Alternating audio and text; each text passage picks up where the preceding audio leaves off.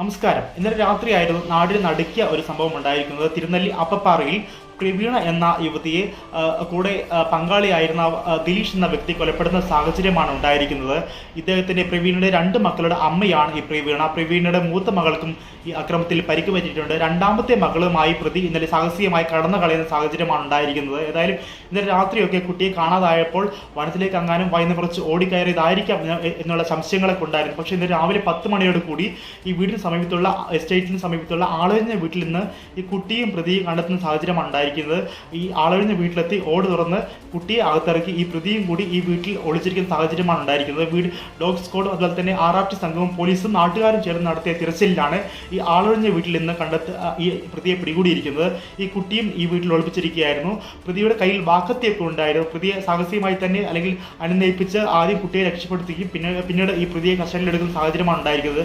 എന്തായാലും കുട്ടിയെ കണ്ടെത്തിയിരിക്കുന്നത്. കുട്ടിക്ക് മറ്റുള്ള പരിക്കുകളോ അക്രമങ്ങളോ കുട്ടിക്ക് നേരെ മറ്റുള്ള അക്രമങ്ങളോ ഒന്നും ഉണ്ടായിട്ടില്ല എന്നാണ് അറിഞ്ഞിരിക്കുന്നത്. ഏതായാലും കുട്ടിയെ ഉടൻ തന്നെ മറ്റുള്ള ആരോഗ്യ പരിശോധനയ്ക്കായി മാറ്റിയിട്ടുണ്ട്.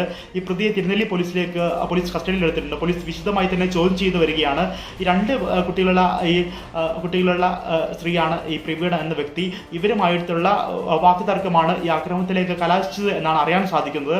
തിരുനെല്ലി നമുക്കറിയാം കൊടും വനാന്തരമാണ്. ചുറ്റും നിരവധി വന്യമൃഗ ശല്യമുള്ള പ്രദേശം കൂടിയാണ് ഈ അപ്പപ്പാറ വനമേഖല. ഈ എസ്റ്റേറ്റിനോട് ചേർന്നുള്ള ഈ വീട്ടിൽ താമസിക്കായിരുന്ന ഈ പ്രവീണയും മക്കളെയുമാണ് ഈ പ്രതി ആക്രമിക്കുന്ന സാഹചര്യം ഉണ്ടായിരിക്കുന്നത്.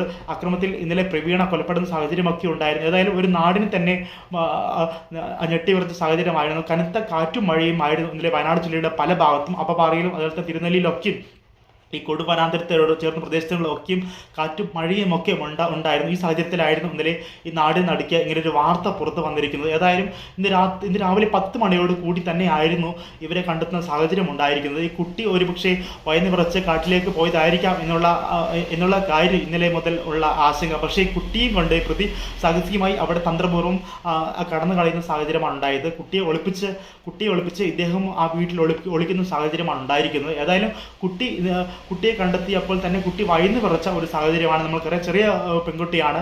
കുട്ടി ഇന്നലെ ആ കൊലപാതകത്തോട് കൂടി തന്നെ ഞെട്ടിവിറയ്ക്കുന്ന സാഹചര്യമാണ് ഉണ്ടായത്. ഈ പ്രതിയുടെ കയ്യിൽ വാക്കത്തി അടക്കമുണ്ടായിരുന്നു. പക്ഷേ ഈ കുട്ടിക്ക് മറ്റുള്ള ഉപദ്രവങ്ങൾ ഒന്നും ഉണ്ടായിട്ടില്ല എന്നാണ് ഏറെ ആശ്വാസകരമായ വാർത്ത. എന്നാലും പോലീസിൻ്റെയും RRT സംഘത്തിൻ്റെയും ഡോഗ് സ്ക്വാഡിൻ്റെയും ഒക്കെ സംയുക്തമായുള്ള തിരച്ചിലിനാണ് ഈ പ്രതിയെയും കുട്ടിയും കണ്ടെത്തിയിരിക്കുന്നത്. പ്രതിയെ പോലീസ് കസ്റ്റഡിയിലെടുത്ത് വിശദമായി ചോദ്യം ചെയ്തു വരികയാണ്.